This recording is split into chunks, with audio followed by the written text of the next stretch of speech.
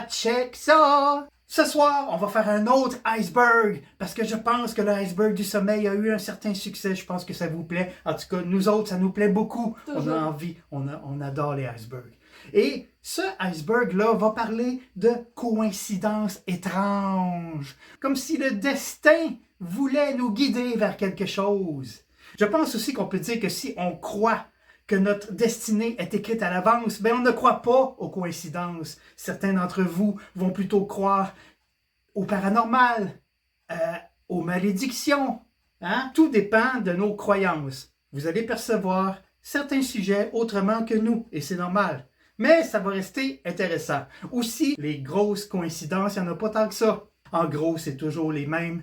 Alors peut-être que certains sujets, vous avez déjà entendu ça quelque part. Mais vous allez apprendre quelque chose de toute façon. J'espère que ça va vous plaire. Alors, vous savez un peu c'est quoi le principe d'un iceberg, je pense. On commence en douceur. Le premier niveau, ça va être joyeux, ça va être positif, ça va être ensoleillé. C'est pour ça que j'ai mis un masque joyeux. Mais, après ça, on va s'enfoncer toujours un peu plus vers l'obscurité. Et là, ça va devenir bizarre, obscur, sombre. Et je pense que c'est ça que vous voulez. On commence? Oui. Alors, on va commencer, comme je vous dis, tout en douceur, avec la surface de l'iceberg. On va s'attaquer d'abord à l'histoire de Joseph Figlock, que j'ai appelé l'aimant à bébé. The Baby Magnet. Ah bon? Oui. Alors, imaginez un peu la scène. C'est l'été, il fait chaud, et juste pendant quelques secondes, vous relâchez votre vigilance, et pendant ce temps-là, votre bébé s'approche un peu trop de la fenêtre de l'immeuble où vous habitez, et là, il tombe dans le vide. Bébé tombe. Je pense que c'est le cauchemar de tous les parents, en tout cas les parents normaux, hein? Mais la femme est conne, pourquoi elle a pas la mousquetière, aussi? C'est une autre histoire. Alors imaginez maintenant que bébé, il tombe, mais il atterrit par miracle sur la tête d'un monsieur qui passait par là. Ah bon? Le bébé s'en sort avec juste quelques fractures mineures, mais il est bien vivant. Quant au monsieur, lui, ben il a rien. Quelle chance incroyable, n'est-ce pas? Ben Quelles oui. sont les chances pour qu'une telle chose arrive? Mais maintenant, imaginez que la même chose se reproduisent avec le même monsieur à peine un an plus tard. C'est exactement ce qui est arrivé à Joseph Figlock, un employé municipal de Détroit. Par un hasard hallucinant, il a sauvé 2 bébés qui sont tombés d'une fenêtre sans rien faire d'autre que se trouver là, au moment exact. Je ne sais pas pourquoi, à Détroit, on dirait qu'il y a beaucoup de bébés qui tombent dans les fenêtres.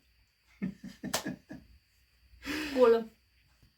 On enchaîne avec Mesut Özil et Enzo Ferrari. Ce mec, là, ou là, tu le vois? Non, mais c'est pas grave. C'est Enzo Ferrari, un célèbre pilote de course et industriel italien. C'est lui le concepteur de la prestigieuse voiture Ferrari, Mais évidemment. oui, c'est ça. Quand il était jeune, il ressemblait à ça. Hein? Maintenant, voici Mesut Özil, un célèbre footballeur allemand que tu connais peut-être.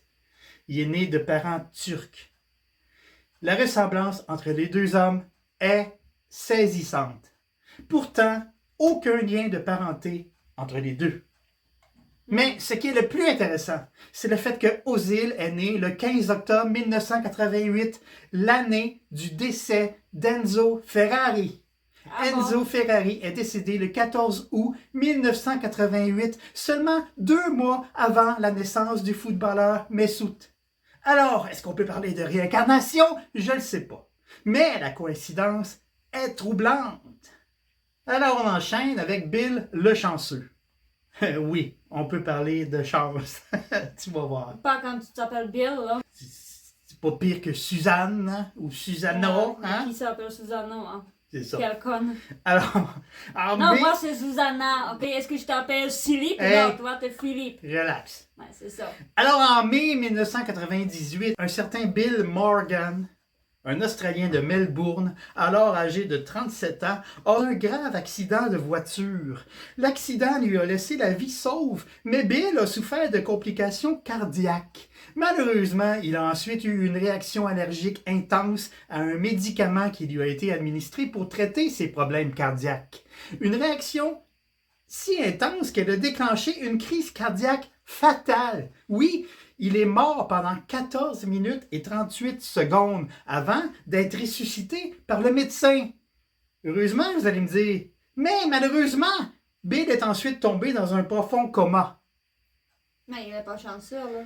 Attends, au bout de 12 jours, sa famille s'est fait conseiller par l'hôpital d'éteindre l'équipement qui le maintenait en vie. Sauf qu'après qu'on l'ait transféré dans un autre hôpital, miracle! Bill se réveille et se rétablit complètement, sans garder aucune séquelle à son cerveau. Mais c'est pas fini. Parce qu'il se trouvait tellement chanceux d'être en vie, il s'est rendu dans une supérette. Ça, c'est pour les Français. Ici, je dirais un dépanneur. Et il s'est acheté un billet de loterie. Un gratteux, comme on dit ici. Il l'a gratté et bingo! Il a gagné une Toyota Corolla flambant neuve d'une valeur de 30 000 $ australiens. À ce stade, sa chance était déjà suffisamment incroyable pour intéresser des journalistes. Une équipe de reporters télé l'a filmé au dépanneur, où il avait acheté son billet gagnant. Et les journalistes lui ont demandé de reconstituer la scène pour la télé. Alors Bill achète un nouveau gratteux et le gratte devant la caméra. Puis, il gagne 250 000 $. What the fuck? I just won 250,000. I'm not joking. I just won 250,000. Bill a été tellement surpris qu'il a eu peur d'avoir une autre crise cardiaque. Ça aurait pu arriver. Il a appelé sa femme pour l'informer de cette deuxième victoire et pour lui dire que maintenant, ils peuvent s'acheter leur maison de rêve. Quelle belle histoire, n'est-ce pas? Mm-hmm. Maintenant, c'est un sujet qu'on a déjà traité dans notre toute première vidéo, à notre début. Mais je vous conseille pas de le regarder parce qu'on était poche. Non, il faut que les garde. Je Comme suis ça, pas- vous pouvez comparer. je suis pas capable de le regarder, je nous déteste. Mais on s'est amélioré un petit peu. Hein. On n'est pas encore bon, mais on est meilleur qu'on était. En tout cas, c'est tellement incroyable que ça valait la peine que ça figure dans ce iceberg. C'est l'histoire des deux Laura Buxton. En 2001, à Staffordshire, en Angleterre, par une belle journée ensoleillée mais venteuse, une fillette solitaire de 9 ans nommée Laura Buxton est venue chez ses grands-parents, un peu malgré elle, pour célébrer leur 50e anniversaire de mariage. Comme elle s'ennuyait, son grand-papa lui a donné l'un des ballons gonflés à l'hélium qui décorait la propriété du couple et l'a invité à écrire un message sur un bout de papier. Amusée, la petite Laura s'exécute. Elle écrit « S'il vous plaît, écrivez à Laura Buxton », puis elle ajoute son adresse. Avec son grand-père, ils attachent le bout de papier au ballon et laissent le tout s'envoler dans les airs. Le ballon et son message voyagent dans les airs plus de 225 000 km. C'est une bonne distance. C'est un brave fermier nommé Andy Rivers qui surveillait tranquillement ses vaches dans ses champs, qui trouve le ballon dégonflé dans une haie. Naturellement, M. Rivers déplie le bout de papier et le lit. M. Rivers sait que ses voisins, Peter et Eleanor Buxton, ont une fille prénommée Laura.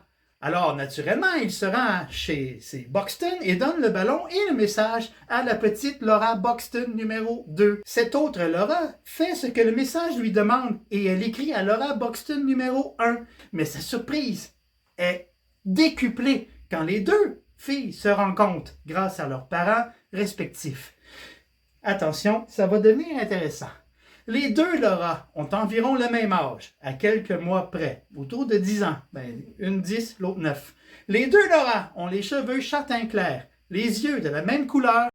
Elles sont toutes deux enfants uniques en 5e année de l'école primaire. Les deux Laura possèdent une chienne noire de 3 ans de race labrador. Les deux possèdent chacune un lapin. Les deux possèdent aussi un cochon d'Inde. Ah bon? 10 ans plus tard, les deux jeunes femmes âgées de 19 ans étaient toujours d'excellentes amies et se fréquentaient toujours avant l'entrée à l'université. Cette Incroyable. histoire est incroyable, mais elle est vraie. Elle a été confirmée. C'est une belle histoire. Mhm. Donc, c'est la matrice. Je sais pas. Parfois, il y a des erreurs dans les matrices, vous savez, hein? Je pense qu'elles étaient destinées à être amies. Par qui? Par les matrices? Le destin. Ouais, qui contrôle? Qui contrôle le destin? Il y a quelqu'un qui contrôle, non? Ou c'est une série de coïncidences incroyables. On est dans la matrice, il faut avouer. On va rester dans le même genre d'histoire avec les deux James. En 1940, deux frères jumeaux identiques sont séparés à leur naissance et mis en adoption. Les deux ont été adoptés par deux familles différentes à l'âge de 3 semaines et les deux ont été par hasard prénommés James et portaient le diminutif de Jim. Ils ont grandi et ont vécu à seulement 65 km l'un de l'autre sans en avoir la moindre idée. En 1979, à l'âge de 39 ans, leurs chemins se sont finalement croisés pour la première fois après que Jim Lewis ait découvert les coordonnées de son jumeau identique. Et c'est là que les deux hommes ont découvert qu'ils ont vécu exactement la même vie en parallèle. Jim Lewis exerce la profession d'agent de sécurité. Jim Springer occupe la fonction de shérif adjoint. Les deux aiment les maths et l'ébénisterie, travailler le bois. Évidemment, on peut expliquer plusieurs de leurs similitudes par la génétique, mais pas toutes, comme vous allez voir. Les deux ont chacun un chien nommé Toy. Jim Lewis a un frère adoptif prénommé Larry. Jim Springer a lui aussi un frère adoptif prénommé Larry. Les deux hommes ont épousé une femme prénommée Linda, avec qui ils ont vécu plusieurs années. Puis les deux ont divorcé et ont épousé une autre femme prénommée Betty. Pas les mêmes femmes, là. Les deux ont eu un fils qu'ils ont appelé Jim Allen. Ça commence à être bizarre, hein? Ouais. Et les deux conduisent la même voiture, une Chevrolet. Moi, je pense qu'ils sont connectés. Oui, moi aussi. Donc, c'est ça. En 1972, l'acteur Anthony Hopkins était en instance de divorce. Sa carrière d'acteur de cinéma ne décollait pas. Et son addiction à l'alcool devenait préoccupante. Mais un jour, on lui propose d'auditionner pour un rôle de soutien dans une comédie romantique américaine, aux côtés de deux vedettes d'Hollywood de l'époque. Le film, intitulé The Girl from Petrovka, raconte les aventures d'une belle ballerine russe qui tombe amoureuse d'un cynique correspondant de presse américain assigné à travailler en Union soviétique. Hopkins était ravi de cette opportunité en or pour sa carrière et il était déterminé à donner tout ce qu'il pouvait pour cette audition. Mais pour vraiment bien se préparer, il lui fallait lire le roman dont le film s'inspirait, qui avait été publié l'année précédente aux États-Unis. Hopkins part donc pour en acheter un exemplaire dans une librairie de Londres. Mais le commerçant l'informe que le livre n'est malheureusement pas encore disponible au Royaume-Uni. Déçu, Hopkins tourne les talons, se dirige vers Leicester Square et réfléchit à la meilleure façon de commander un exemplaire aux États-Unis à temps pour son audition. Alors il s'assoit sur un banc et attend son métro. C'est alors qu'il remarque les pages d'un manuscrit relié abandonné sur ce même banc à côté de lui. Il s'approche, prend la chose et, à sa grande surprise, il découvre qu'il est en train de feuilleter les pages de La fille de Petrovka. Exactement le livre dont il a besoin. Il lit le manuscrit d'une seule traite et se rend à son audition et il obtient le rôle. Hopkins se rend à Vienne pour commencer le tournage du film et c'est là qu'il rencontre l'auteur du roman en personne, George Pfeiffer. Alors Hopkins s'est plaint en plaisantant des problèmes qu'il avait rencontrés pour trouver un exemplaire de son livre sur le marché britannique. Pfeiffer s'est excusé et il a déclaré que c'était sa faute parce que lorsqu'il était à Londres pour éditer le manuscrit, il a prêté à contre-cœur son exemplaire annoté à un ami et cet ami était insouciant et a jeté le manuscrit sur le siège arrière de sa voiture et s'est garé sur Hyde Park Square. Malheureusement, sa voiture a été volée et le manuscrit avec elle.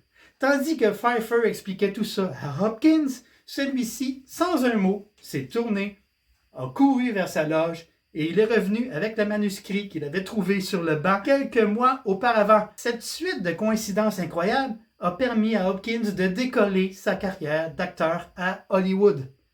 Les rôles se sont multipliés après ça et l'acteur gallois a quitté Londres pour Los Angeles, entamant un nouveau chapitre brillant de sa vie. Il fallait que ce soit dans mon iceberg parce que c'est une histoire incroyable et fascinante.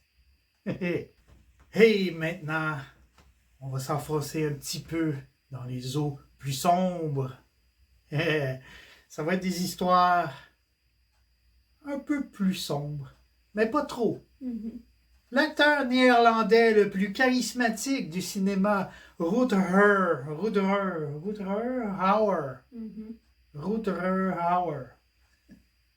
qu'on a adoré dans le rôle, entre autres, de l'énigmatique John Ryder dans The Hitcher, mais aussi et surtout dans le rôle de Roy Batty, l'inoubliable répliquant rebelle de Blade Runner de Ridley Scott, n'est-ce pas?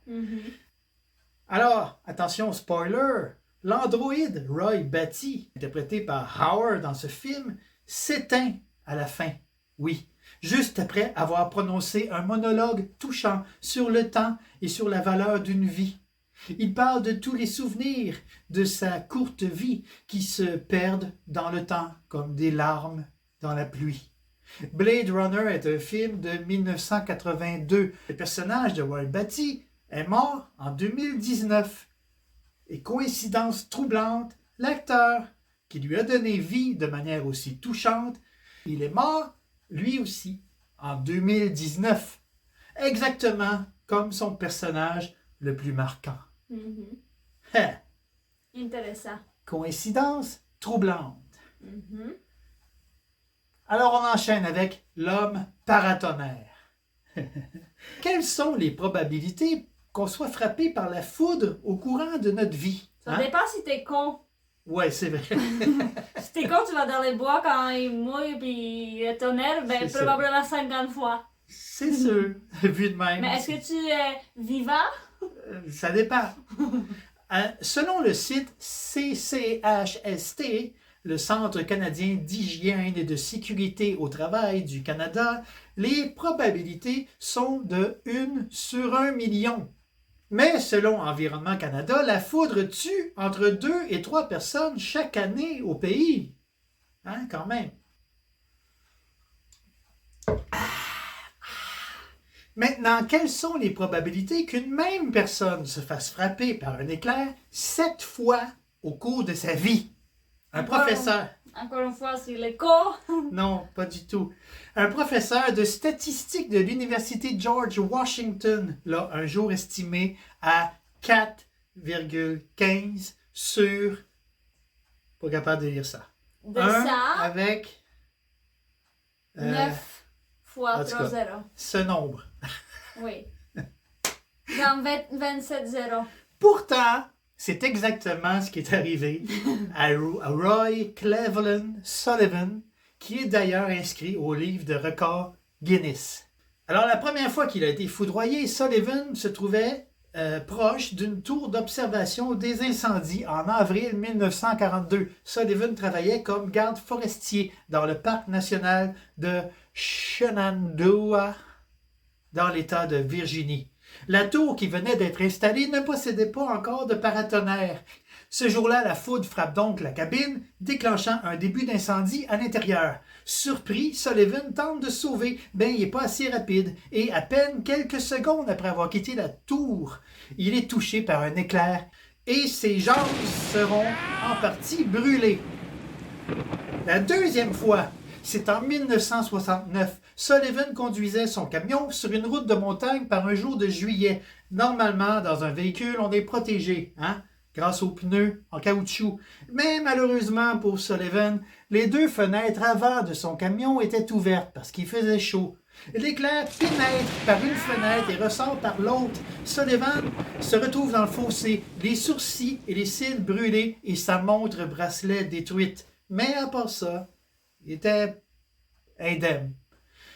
La 3e fois, l'année suivante, en 1970, Sullivan jardine tranquillement dans sa cour par un temps plutôt clair. Et la foudre frappe un puissant transformateur situé tout près de Sullivan. L'éclair ricoche et termine sur son épaule gauche en le brûlant gravement, mais en lui laissant, encore une fois, la vie sauve. Au printemps 1972, Sullivan travaille à nouveau à l'intérieur d'un poste de garde forestier. C'est son métier, que voulez-vous. La foudre le frappe à la tête. Ses cheveux prennent feu. Il se précipite aux toilettes pour étouffer les flammes avec une serviette humide. Encore une fois, il survit. À ce stade, Sullivan commence à croire que Dieu ou une force mystérieuse cherche à avoir sa peau. Et on peut le comprendre. Hein? Oui. Ou qu'il attire la foudre d'une manière ou d'une autre. À ce stade, il devient craintif et il s'allonge, terrifié, à l'intérieur de son camion à chaque fois qu'un orage éclate et il attend que ça passe. Mais Sullivan a beau se montrer prudent. L'année suivante, le 7 août 1973, alors qu'il patrouille tranquillement dans le parc, il aperçoit un gros nuage orageux qui semble le poursuivre. C'est grave. Il accélère pour s'en éloigner, puis, se pensant en sécurité, il sort prudemment de son camion, mais quelques secondes plus tard, il se fait frapper encore. L'éclair le frappe et descend le long du côté gauche de son corps avant de remonter par sa jambe droite jusqu'au genou. Sullivan rampe alors péniblement vers son camion et asperge le plus vite qu'il peut son corps avec un bidon d'eau. Ouf! La 6e fois, c'est 3 ans plus tard, le 5 juin 1976, un autre nuage orageux semble le poursuivre. Vraiment, le sort s'acharne contre cet homme.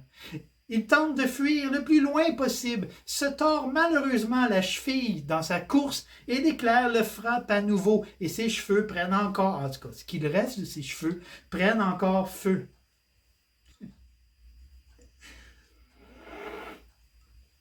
Et pas plus tard que l'année suivante, le matin du 25 juin 1977, Sullivan est encore, pour la 7e fois, frappé. Alors qu'il pêche tranquillement, il fait mal à personne, il ne demande rien à personne. Il pêche tranquillement dans son petit étang. La foudre touche le haut de sa tête. Il met encore une fois le feu au peu de cheveux qui lui restent, avant de brûler sa poitrine. Sullivan se relève et pour sauver sa vie, il court pour regagner sa voiture, mais un ours se met devant lui pour lui prendre la truite qu'il venait de pêcher et qu'il tenait. Oh non! Sullivan saisit une branche, frappe l'animal et le fait fuir. Ce n'était pas la première fois cependant que ça lui arrivait, mais plutôt la 22e fois au cours de sa carrière de garde forestier qu'il faisait face à un ours. Alors il y avait de l'expérience. Officiellement, ça fait 7 fois au total, mais Sullivan s'est rappelé avoir été frappé une première fois alors qu'il était enfant, qu'il fauchait du blé avec son père. Donc 8 fois et 7 fois officielles. Roy Sullivan est décédé à l'âge de 71 ans. Pas du tout d'un coup de foudre, mais des suites d'une blessure par balle à la tête. Pas vraiment mieux. C'est un métier risqué, le garde forestier. La vie de Roy Sullivan restera à jamais gravée dans les annales des records humains et des curiosités météorologiques, mais aussi comme un incroyable récit de courage et de détermination. Repose en paix, Roy. Ouais. Mais il va jamais dire va te faire foudre. Il pourrait. Va te faire foudre. Bonne. Alors on enchaîne avec l'histoire de Violette. Violette, on va l'appeler Violette. Oui, comme Dr. Sleep. L'insubmersible Violette. Oui. Violet Jessup est née en 1887 en Argentine. Très jeune, elle voulait faire comme sa mère et elle se cherche un emploi dans un bateau. L'entreprise de construction navale Royal Mail Line l'emploie en tant qu'assistante médicale. Violette reçoit même une formation en soins infirmiers dans le cadre de son travail. Impressionnée par le sérieux et par les compétences de Violette, la société lui trouve par la suite un poste sur un navire à passagers, le Olympic. Le 20 septembre 1911, le Olympic part du port de Southampton. Malheureusement, il entre en collision de plein fouet avec un navire de guerre britannique.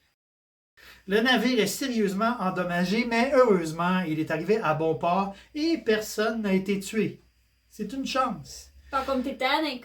Après ce premier incident, on aurait pu croire que Violette aurait pu changer d'idée, puis se trouver un autre emploi, puis plus travailler dans les navires, mais pas du tout. Avant même la construction du prestigieux Titanic, Violette, qui a maintenant 24 ans, a déjà réservé sa position d'intendante au sein de l'équipe de l'insubmersible. Le 14 avril 1912, le Titanic entre, comme on le sait, en collision avec un iceberg et commence à couler. Violette fut l'une des premières personnes à alerter les passagers et à les aider à s'empiler sur les canaux de sauvetage. Violette est montée elle-même à bord du 16e canot en tenant le bébé d'un étranger dans ses bras. Violette et le bébé montent ensuite à bord du Carpathia et ramène le bébé à sa mère une fois dans les Carpates. Sur les 2200 passagers du Titanic, Violette a eu la chance de faire partie des 700 survivants. Mais là, cette fois, on aurait pu penser que Violette, finalement, elle serait devenue craintive. Mais non! C'est mal connaître Violette. Parce que 4 ans plus tard, elle était en position à bord du Britannique, en tant qu'infirmière cette fois. Malheureusement, alors qu'il naviguait dans la mer d'Égée, 1 heure seulement après son départ, une explosion survient à bord du navire. En moins de 55 minutes, le navire sombre dans la mer. Violette fait encore une fois partie des survivants. Il n'y a pas moyen qu'elle sombre, cette Violette. Il y a personne qui investiguait que peut-être c'est elle qui met le bombe ou quelque chose. C'est ce que je me disais. Est-ce que c'est elle qui fait couler les navires? Est-ce que c'est une malchance ou une chance? Parce qu'elle survit chaque fois. Après avoir survécu à 3 désastres nautiques, dont les 2 pires naufrages de l'histoire, Violette, toujours sans peur, a fait encore 2 autres voyages à travers le monde au cours de sa carrière d'infirmière. En 1950, alors que Violette avait pris sa retraite, elle a reçu un appel une nuit et c'était une femme qui lui a demandé « Avez-vous sauvé un bébé quand le Titanic a coulé ?» Violette a répondu « Oui ». Alors l'appeleuse a répondu avec sourire « Je suis ce bébé ». C'est une histoire incroyable, hein? Oui, c'est... Mais elle était un peu imbécile. Pourquoi? Ouais, c'est parce que si t'as un accident 2 fois dans le train, tu dis, je prends plus de train. Mais non, je prends encore 6 fois. Elle était passionnée par les navires et elle n'avait pas peur. Moi, je trouve qu'elle avait du courage. Oui, mais elle était quand même conne. Alors, à 111-118. Je ne sais pas si tu savais, Sue, mais c'est l'assassinat de l'archiduc Franz Ferdinand, survenu en 1914, qui a déclenché la Première Guerre mondiale. Une guerre qui a duré 4 longues années. La voiture à bord de laquelle il se trouvait quand il a été assassiné était immatriculée à 111-118.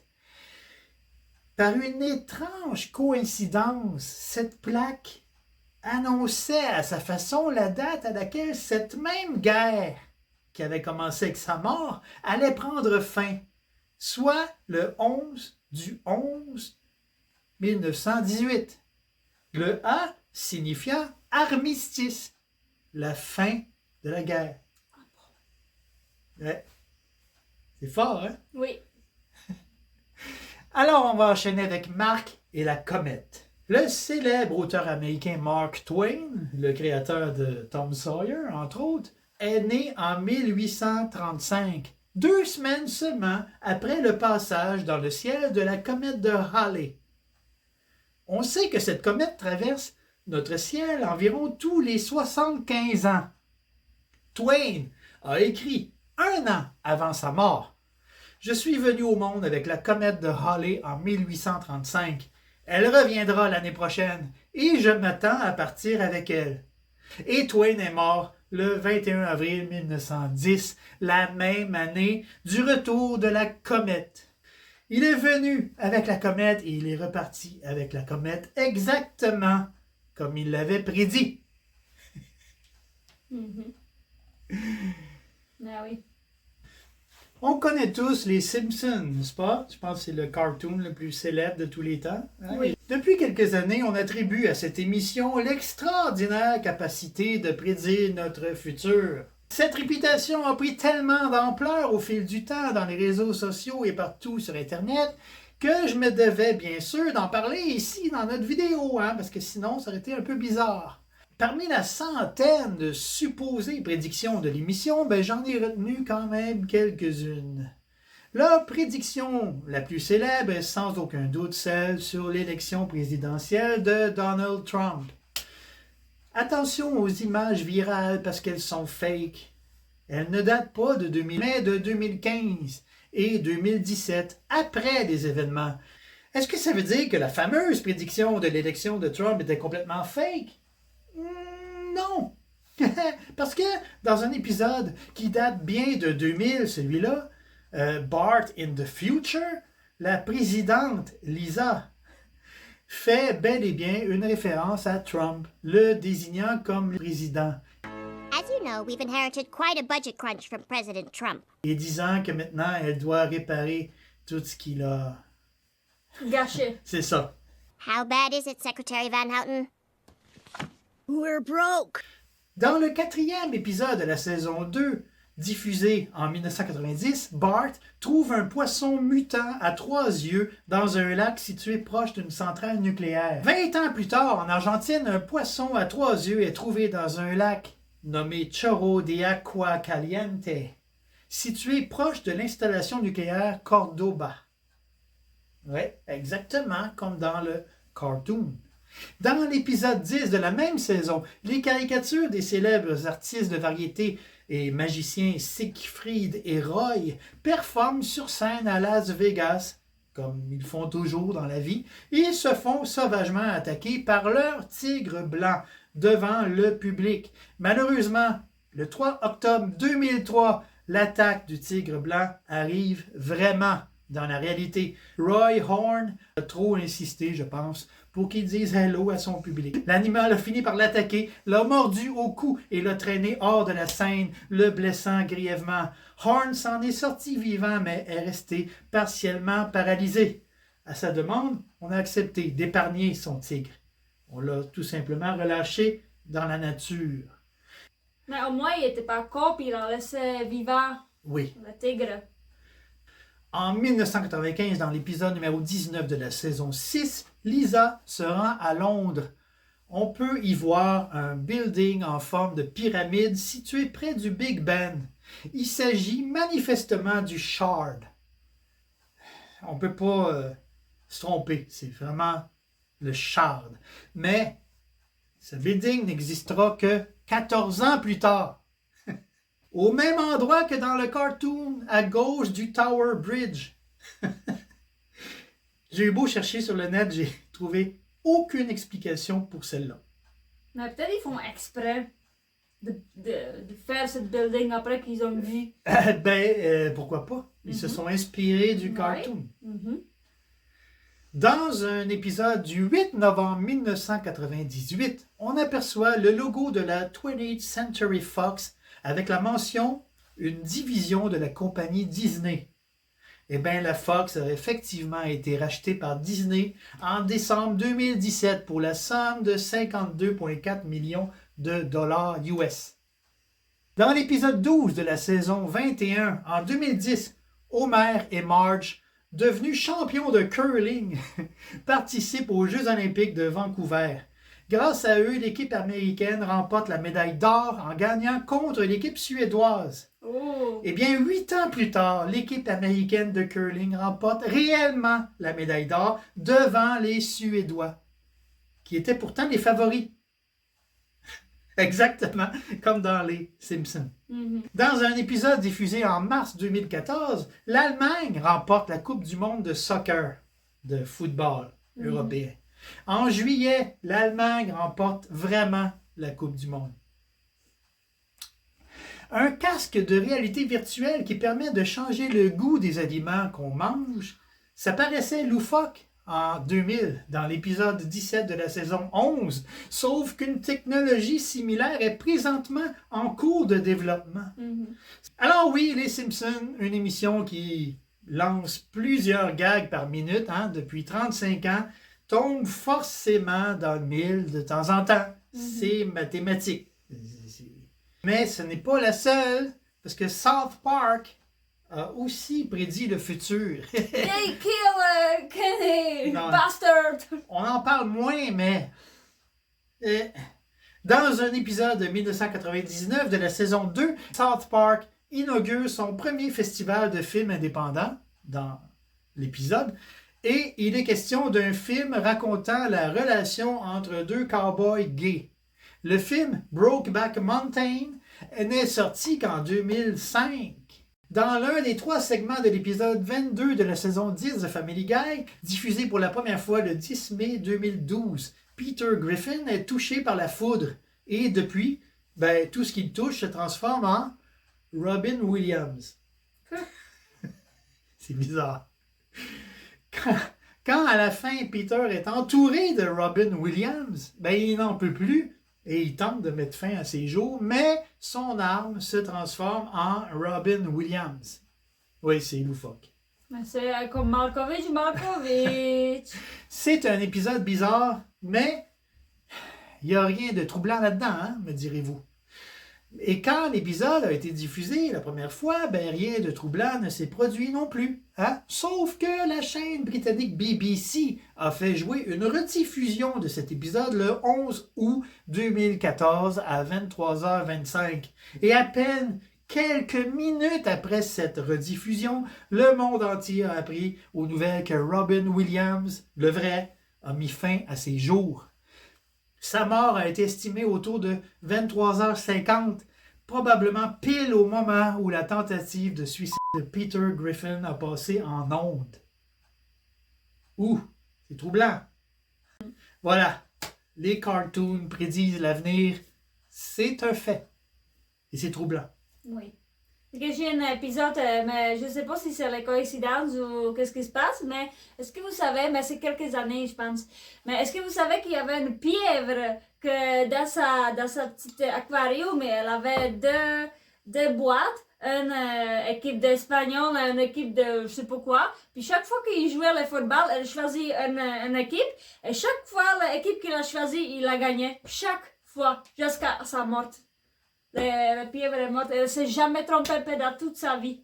Mais voyons donc. Cette femme-là. En tout cas. Alors, on va s'enfoncer encore plus dans les eaux noires. Et maintenant, ça va être beaucoup plus sombre parce qu'on va parler juste de la mort. Ouh! Alors, on va commencer avec vous buvez avec le numéro 3.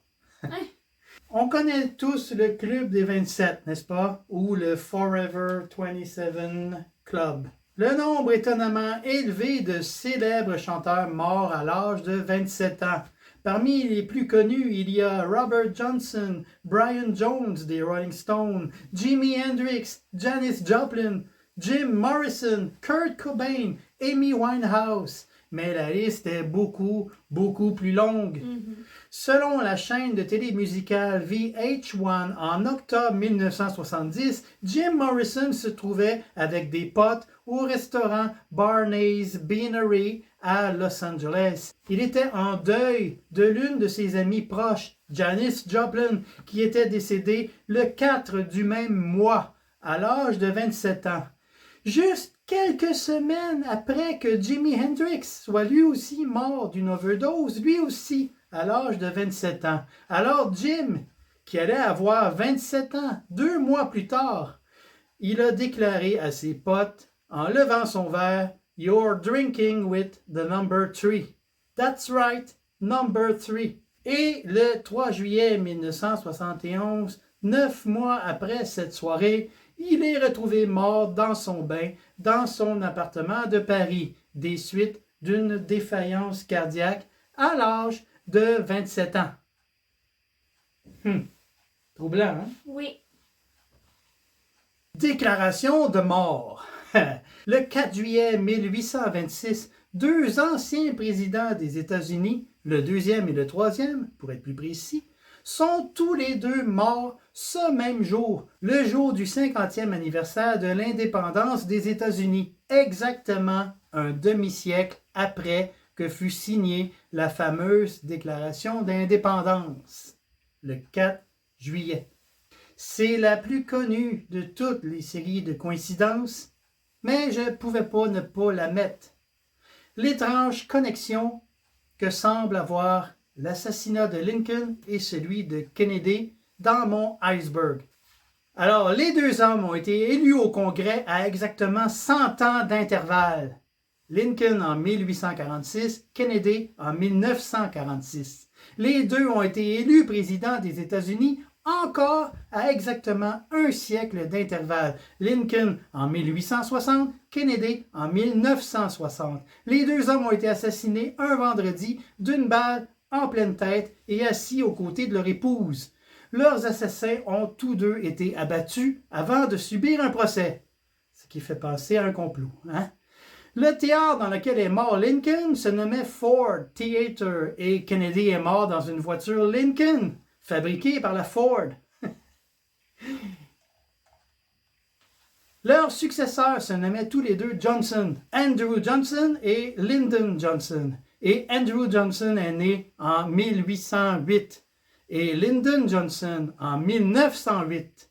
Bien sûr, on peut dire que quand on cherche des liens entre deux événements, on en trouve toujours, mais quand même, ces coïncidences sont vraiment troublantes à mon avis.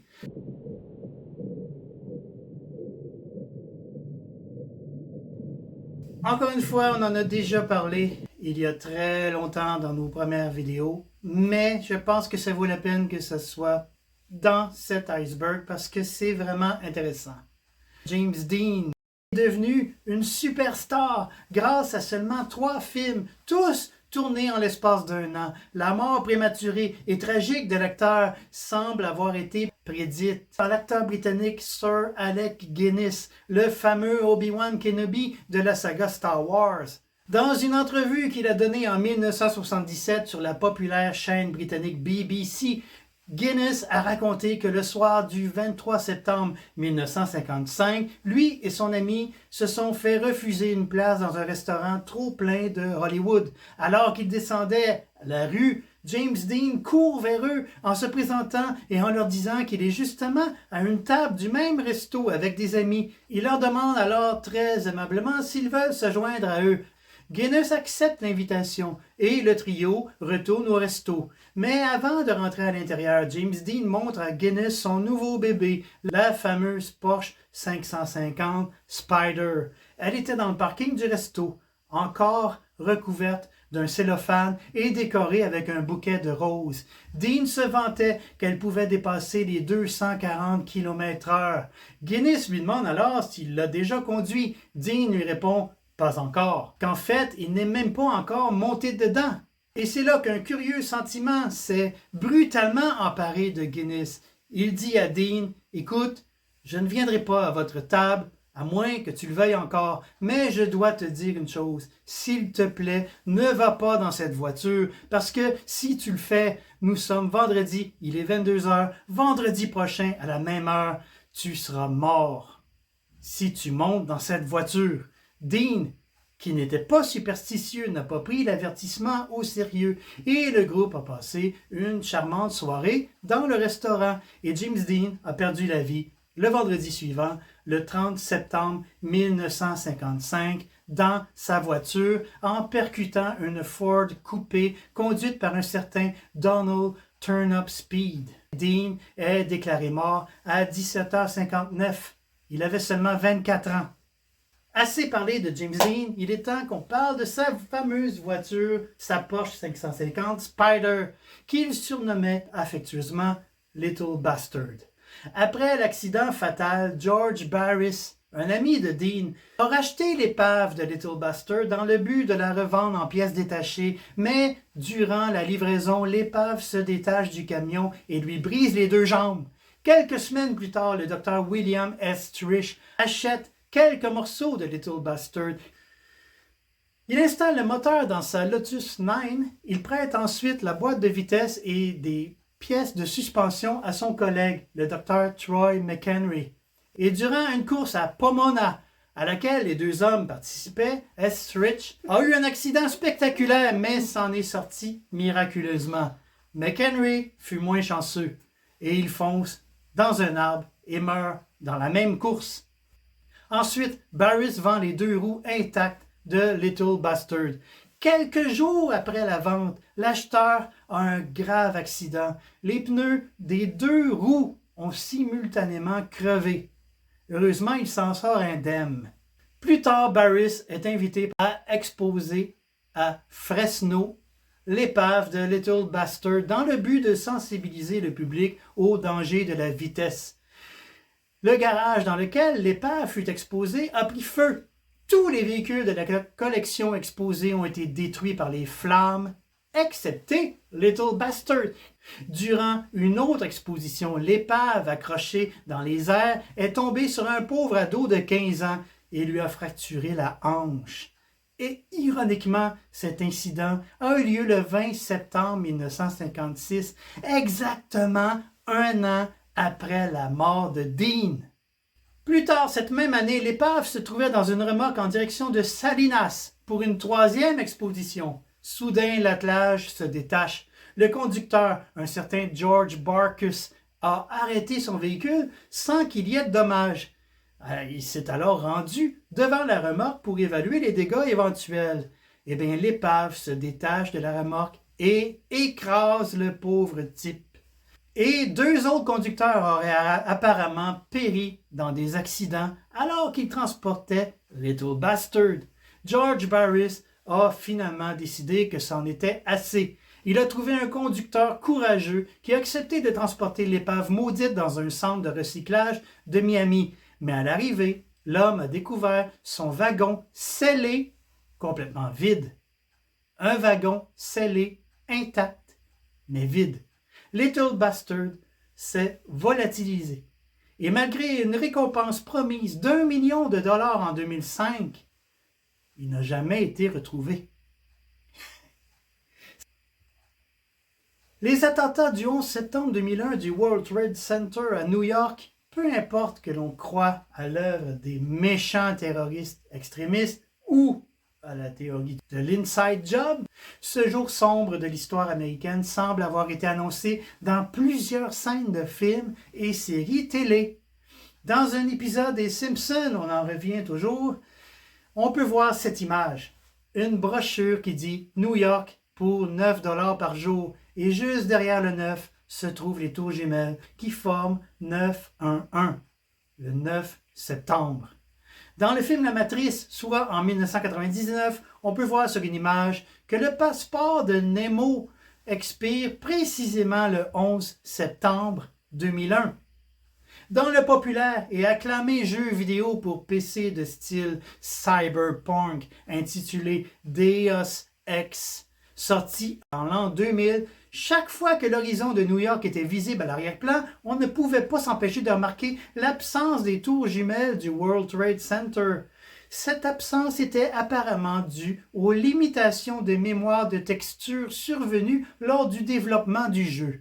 Mais l'explication de cette absence dans le jeu, dans cet univers qui se passe en l'an 2052, c'était que les tours avaient été détruites lors d'une attaque terroriste.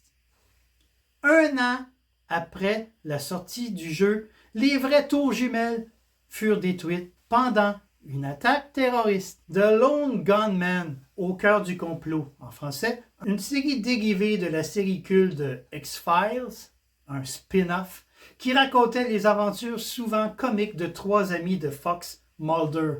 3 nerds qui vivaient cloîtrés dans leur appartement bourrés de matériel informatique et qui s'attelaient à déjouer tout un tas de plans gouvernementaux hautement secrets. La série a été annulée après sa première saison malgré des critiques positives. Mais dans l'épisode pilote de la série intitulé Pilote fantôme et diffusé le 4 mars 2001 aux États-Unis, le personnage de Byers découvre que le complexe militaro-industriel prévoit organiser un faux attentat terroriste dans le but de relancer la vente des armements. Une séquence de l'épisode montre précisément un pirate informatique détourner un avion de ligne pour le faire s'écraser sur le World Trade Center. Les images montrent alors l'avion s'approcher dangereusement des tours jumelles avant que le trio d'enquêteurs amateurs ne parvienne bien sûr à stopper la catastrophe in extremis. Le producteur exécutif et co-scénariste de la série, Frank Spotnitz, se rappelle s'être réveillé le 11 septembre et avoir vu les images de l'attentat à la télé. La première chose qu'il a pensé, c'est « Mon Dieu, c'est The Lone Gunman !» Évidemment, tous ces exemples ne sont que d'étranges coïncidences. En tout cas, j'espère. N'empêche, c'est assez troublant. En 1898, un roman court écrit par un auteur obscur nommé Morgan Robertson est publié sous le titre Futility. Et il raconte l'histoire d'un paquebot géant nommé le Titan, le plus grand navire de son époque qui coule dans l'océan Atlantique après avoir heurté un iceberg. Le roman est quasiment passé inaperçu à sa sortie, mais il a connu un succès surprise en 1912. Et vous savez pourquoi. Le roman est même réédité sous un titre pas mal plus évocateur, The Wreck of the Titan. En plus des circonstances du naufrage et du nom du paquebot, étrangement similaire au Titanic, on note une quantité incroyable de similitudes. La longueur des bateaux, 245 mètres pour le Titan, 269 mètres pour le Titanic. Leur vitesse maximale, 25 nœuds. Les deux voyagent dans l'Atlantique Nord au mois d'avril. La cause du naufrage, les deux heurtent un iceberg, ce qui est pourtant une cause de naufrage peu probable dans l'histoire de la navigation, et par tribord. Et dans les deux cas, le iceberg a été repéré au dernier moment, une trentaine de secondes seulement avant l'impact. Les deux navires sont réputés insubmersibles et les deux transportaient un nombre très insuffisant de canaux de sauvetage. Autant de similitudes, c'est troublant. Une bien macabre prédiction. En 1836, le célèbre auteur Edgar Allan Poe, qui a écrit beaucoup de poèmes et plusieurs nouvelles, publie son seul et unique roman, The Narrative of Arthur Gordon Pym of Nantucket. Ce roman décrit une mutinerie à bord d'un baleinier perdu en mer. Après avoir épuisé leur réserve de nourriture, pour survivre, les hommes se résignent à pratiquer le cannibalisme. Ils jouent donc à la courte paille pour désigner celui qui sera mangé. C'est un jeune garçon de cabine nommé Richard Parker qui a la malchance de tirer la paille la plus courte et qui est tué et mangé par les autres marins. En 1884, 46 ans après la publication du roman de Poe, 4 hommes flottent à la dérive après le naufrage de leur yacht, nommé la Mignonnette. Désespérés et sans nourriture, ils se résignent eux aussi à pratiquer le cannibalisme. Ils désignent celui qui sera mangé. Ils le désignent parce qu'il est déjà malade et probablement condamné. Ce pauvre homme, c'est, tout comme dans le roman, un jeune garçon de cabine de 17 ans nommé Richard Parker. L'extraordinaire coïncidence est passée inaperçue durant presque un siècle jusqu'à ce qu'un descendant de la famille du vrai Richard Parker écrive une lettre pour souligner les similitudes. La lettre fut choisie pour publication par le Sunday Times après une demande pour trouver des coïncidences extraordinaires. On peut dire qu'il en avait trouvé une bonne. Je pense qu'on est tous d'accord sur le fait que Kevin Spacey est l'un des acteurs les plus doués de notre époque pour jouer les personnages les plus sombres et les plus menaçants. On ne peut pas nier qu'il semble avoir beaucoup de facilité à jouer ce genre de personnage. Il semble se dégager de lui une aura malsaine. Et depuis 2017, on a tous eu un aperçu de sa vraie noirceur. En effet, en 2017, en plein cœur du mouvement #MeToo, l'acteur a été confronté à plusieurs allégations d'inconduite sexuelle. La première personne à avoir parlé est l'acteur et chanteur américain Anthony Rapp, qui a joué entre autres dans Star Trek Discovery. Il a déclaré au populaire site d'actualité BuzzFeed que Spacey, alors qu'il était en état d'ébriété, lui aurait fait une avance sexuelle pendant l'un de ses parties privées dans son appart de New York en 1986. Il est bon de préciser que Rapp avait 14 ans et Spacey 27 à l'époque. En réponse à ces allégations, Kevin Spacey avait déclaré sur Twitter être horrifié par cette histoire et de ne pas se souvenir de cette rencontre, mais qu'il devait probablement à Rapp les excuses les plus sincères pour ce qui aurait été un comportement d'ivresse profondément inapproprié s'il s'était bien comporté comme tel. Remarquez sa façon habile de s'excuser tout en niant les faits, en prétendant ne pas se souvenir. Spacey a aussi avoué son homosexualité en disant « J'ai eu des relations avec les hommes et les femmes, je les ai aimés et j'ai eu des rencontres romantiques avec des hommes tout au long de ma vie et je choisis maintenant de vivre en tant qu'homme gay. » Beaucoup de célébrités appartenant à la communauté 2SLGBTQ+, ont vu dans la réaction de Spacey une manière grossière de détourner l'aspect pédo des allégations vers sa simple homosexualité, comme si les abus sexuels sur des mineurs s'expliquaient tout simplement par le fait qu'il soit gay. Hein? Bien sûr, son petit numéro ne suffira pas, heureusement, et le 9 septembre 2020, Rapp intente une action en justice pour agression sexuelle, coups et blessures sexuelles infligeant intentionnellement une détresse émotionnelle en vertu de la loi sur les enfants victimes. Mais un jury du tribunal civil fédéral a conclu, bizarrement, que Spacey était innocent de tous les chefs d'accusation. Rapp a même été condamné à verser 39 089 $ à Spacey pour dommages et intérêts. On peut dire que Spacey s'en sortait très facilement, hein? Sauf que le témoignage de Rapp a fait un effet domino et pas moins de 15 autres personnes se sont manifestées avec toutes de nouvelles allégations. Le magazine The Guardian a aussi été contacté par un grand nombre de personnes qui ont tous affirmé que Spacey les avait touchés et s'était comporté de façon inappropriée en présence de jeunes hommes quand il occupait le poste de directeur artistique du théâtre The Old Vic entre 2004 et 2015. Mais Spacey a continué de nier en bloc tout ce qui lui a été reproché. Et contre toute attente, il n'a pas été jugé responsable dans un procès en 2022 à New York et a été acquitté lors d'un autre procès à Londres en 2023 des 9 chefs d'accusation portés contre lui par 4 hommes différents. Et, mystérieusement, toutes les accusations portées contre lui entre 2018 et 2019 ont toutes été abandonnées grâce au délai de prescription, à des refus de témoigner et par des décès soudains et imprévus. Parlons de ces décès. Ces morts subites, drôlement commodes. Je ne veux rien insinuer, mais c'est bizarre. Parmi les accusateurs et potentiels témoins qui auraient sans doute pu mettre Spacey derrière les barreaux. La première personne à être décédée de manière soudaine est une femme nommée Linda Culkin.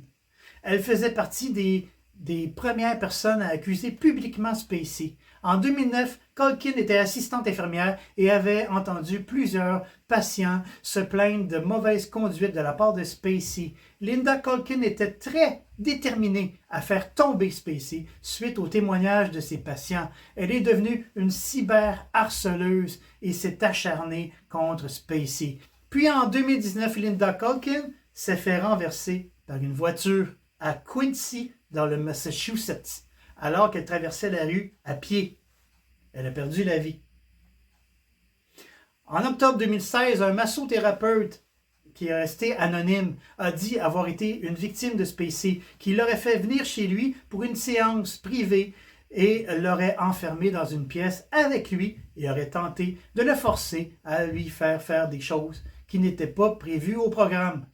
L'affaire est allée au tribunal et tout le procès reposait sur le témoignage de ce masseur mystérieux. Mais une chose incroyable se produit juste avant qu'il vienne témoigner. Le masseur décède subitement, apparemment d'un cancer. Comme l'identité de ce masseur n'a jamais été dévoilée, on ne sait rien de plus sur les circonstances de sa mort. Juste avant de témoigner, décédé, c'est bizarre. La veille de Noël 2018, Spacey est accusé d'une agression sexuelle qu'il aurait fait en 2016 sur un jeune homme de 18 ans au Massachusetts. Le jeune homme aurait apparemment filmé une partie de l'agression. Le jour même où est portée l'accusation, l'acteur poste sur son compte Instagram une vidéo très étrange qu'il a nommée « Let me be frank », une sorte de parodie bizarre, malaisante et vaguement, ou même carrément, intimidante, dans laquelle il prend la voix et l'attitude de son personnage, Frank Underwood. Il porte un tablier de cuisine de Noël, regarde directement la caméra et dit « Tu m'as fait confiance, même si tu savais que tu ne devais pas. Donc, nous n'avons pas fini. Peu importe ce que les gens disent. Et puis, je sais ce que tu veux. Tu veux que je revienne. » À ce stade, il pourrait tout aussi bien parler de son désir de revenir dans la série et reprendre son rôle. Mais en même temps, il fait référence aux allégations d'inconduite sexuelle et de son retour en force, malgré le fait que tout le monde pense qu'il est fini. C'est encore plus ambigu quand il dit plus loin, « Bien sûr, certains ont tout cru et ont juste attendu avec impatience de m'entendre tout avouer. Ils meurent d'envie de me faire déclarer que tout ce qui a été dit est vrai et que j'ai eu ce que je méritais. Mais tu ne croiras pas au pire sans preuve, n'est-ce pas? » Personne n'a vraiment compris son message et surtout pourquoi il a sorti cette vidéo le jour où il s'est fait accuser par un jeune homme de l'avoir abusé. Ces propos ambigus qu'il dit sur un ton cynique, moqueur et avec son regard menaçant, c'est vraiment de mauvais goût. Et c'est très déconcertant. Et contre toute attente, cette poursuite fut elle aussi abandonnée. Un autre de ces sérieux accusateurs, c'est un écrivain norvégien nommé Harry Ben, l'ancien gendre du roi de la Norvège. En décembre 2017, il a donné une entrevue pour une chaîne de radio en Norvège et il a dit qu'il avait lui aussi sa petite histoire #MeToo. En 2007, il se trouvait apparemment à Soho pour assister au prestigieux concert pour les prix Nobel de la paix, dont Kevin Spacey était l'un des animateurs. Ils étaient tous les deux assis côte à côte à une table et parlaient de théâtre. Après 5 minutes, selon Ben, Spacey l'aurait soudain attrapé sous la table par les testicules. Comme Ben était un écrivain qui avait marié une princesse en 2002, c'était une personnalité en Norvège avec beaucoup de crédibilité. Les gens l'ont écouté et l'ont cru. Mais le 25 décembre 2019, le jour de Noël, on a retrouvé Harry Ben sans vie. Il aurait apparemment mis fin à ses jours. Quelques heures avant qu'on annonce sa mort, encore la veille de Noël, Kevin Spacey sort une autre vidéo sur Instagram dans laquelle il interprète encore une fois son personnage de Frank Underwood. Cette vidéo s'intitule « Kill them with kindness ». Tue-les avec gentillesse. Et cette fois, il est encore plus menaçant. Il dit entre autres « La prochaine fois que quelqu'un fait quelque chose que vous n'aimez pas, vous pouvez passer à l'attaque. Mais vous pouvez aussi vous retenir et faire l'inattendu. Vous pouvez les tuer avec gentillesse. » Kill them with kindness. C'est le message que Kevin a choisi de faire passer le jour de la mort d'un de ses accusateurs. Ça donne froid dans le dos. C'est extrêmement troublant. Après tout ça, Spacey est apparu dans quelques entrevues. Il a même pleuré en ondes en parlant de sa faillite personnelle, de sa carrière ruinée et de la perte de sa maison. Pas du tout sur les abus dont il a été accusé par tant de jeunes hommes, parce que bien sûr, il se dit toujours innocent. En résumé, qu'est-ce que je pense de tout ça? S'en sortir complètement libre après toutes ces accusations et suite à toute cette série de coïncidences incroyables, ces poursuites abandonnées, ces décès imprévus, couplés avec ces vidéos déconcertantes, tout ça rend presque Kevin Spacey diabolique. On dirait un film avec Kevin Spacey. Et si on terminait cette vidéo sur une autre malédiction, diabolique cette fois, la malédiction de la malédiction. Rappelons très brièvement ce qu'est The Omen. C'est l'histoire de la naissance de l'Antéchrist, carrément. Et tous des événements bizarres, des morts soudaines et inexpliquées qui surviennent dans l'entourage de ce bambin diabolique. Disons que la malédiction a commencé en septembre 1975, peu après le début du tournage du film. L'acteur principal Gregory Peck volait vers Londres et pendant le vol, la foudre frappe l'avion. Peu de temps après, l'avion du producteur exécutif Mace Newfield est également frappé par la foudre alors qu'il se dirigeait vers Los Angeles. Ensuite, l'avion du scénariste du film, David Seltzer, a également été frappé par la foudre. Et pendant le tournage à Rome, la foudre a manqué de peu le producteur Harvey Bernard. Tous les animaux devenaient fous pendant le tournage. Les Rottweilers, utilisés pour représenter les chiens de l'enfer qui protégeaient Damien, étaient pourtant tous bien dressés, mais ils ont plusieurs fois attaqué sans raison leurs entraîneurs. Dans la fameuse scène du film où Damien et sa mère se rendent dans un parc safari et sont attaqués par des babouins, la réaction de l'actrice Lee Remick n'était pas simulée. Les singes sont devenus fous, hors de contrôle, et les acteurs se sont vraiment retrouvés en danger. Et cette rage est apparemment restée chez les animaux du parc parce que le lendemain du tournage de cette scène, un gardien de zoo est mort dans les mâchoires d'un lion. En 1976, l'année où le film est sorti, donc quelques mois après la fin du tournage, John Richardson, le concepteur des effets spéciaux du film, voyageait en voiture avec son assistante Liz Moore. Le couple traversait les Pays-Bas et ils ont eu un terrible accident de voiture. Comme le rapporte The Lethbridge News, Richardson s'en est sorti avec des blessures mineures, mais Moore a été décapité par un pneu qui a percuté leur voiture. Une scène qui rappelle étrangement la mort du photographe dans le film. Les fans du film savent de quoi je parle. Et comme si c'était pas assez, l'accident s'est produit le 13 août 1976, vendredi 13 août, à côté d'un panneau routier indiquant, tenez-vous bien, qu'il se trouvait à 66,6 km de la ville d'Omen. 666. C'est fort. Alors voilà, c'est là-dessus qu'on va terminer notre iceberg inquiétant de hasard, de coïncidence, de malédiction et de faits inexpliqués. Laquelle vous a le plus marqué? Écrivez-nous ce que vous pensez de tout ça. Et si vous avez aimé notre travail, abonnez-vous, mettez un like et partagez si vous aimez. On est une chaîne sans prétention québécoise. On parle français, puis on parle le québécois. Oui. On est tout petit. Alors, si vous aimez ce qu'on fait, faites-le découvrir à tous vos amis.